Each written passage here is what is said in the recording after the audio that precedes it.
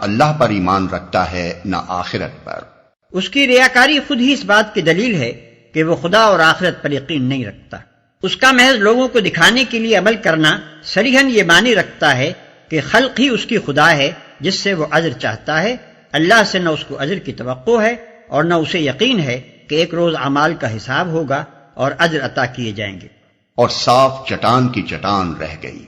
اس تمثیل میں بارش سے مراد خیرات ہے۔ چٹان سے مراد اس نیت اور اس جذبے کی خرابی ہے جس کے ساتھ خیرات کی گئی ہے۔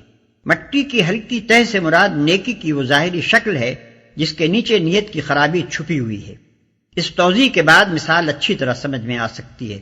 بارش کا فطری اقتضا تو یہی ہے کہ اس سے رویدگی ہو اور کھیتی نشو و نما پائے، لیکن جب رویدگی قبول کرنے والی زمین محض برائے نام اوپر ہی اوپر ہو اور اس اوپری تہ کے نیچے نری پتھر کی ایک چٹان رکھی ہوئی ہو تو بارش مفید ہونے کے بجائے الٹی مضر ہوگی۔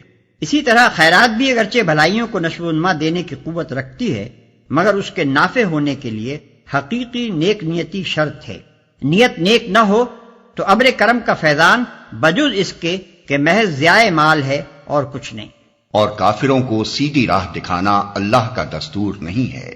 یہاں کافر کا لفظ ناشکرے اور منکر نعمت کے معنی میں استعمال ہوا ہے۔ جو شخص اللہ کی دی ہوئی نعمت کو اس کی راہ میں اس کی رضا کے لیے خرچ کرنے کے بجائے خلق کی خوشنودی کے لیے صرف کرتا ہے، یا اگر خدا کی راہ میں کچھ مال دیتا بھی ہے تو اس کے ساتھ اذیت بھی دیتا ہے، وہ دراصل ناشکرا اور اپنے خدا کا احسان فراموش ہے۔ اور جبکہ وہ خود ہی خدا کی رضا کا طالب نہیں ہے تو اللہ اس سے بے نیاز ہے کہ اسے خامخواہ اپنی رضا کا راستہ دکھائے۔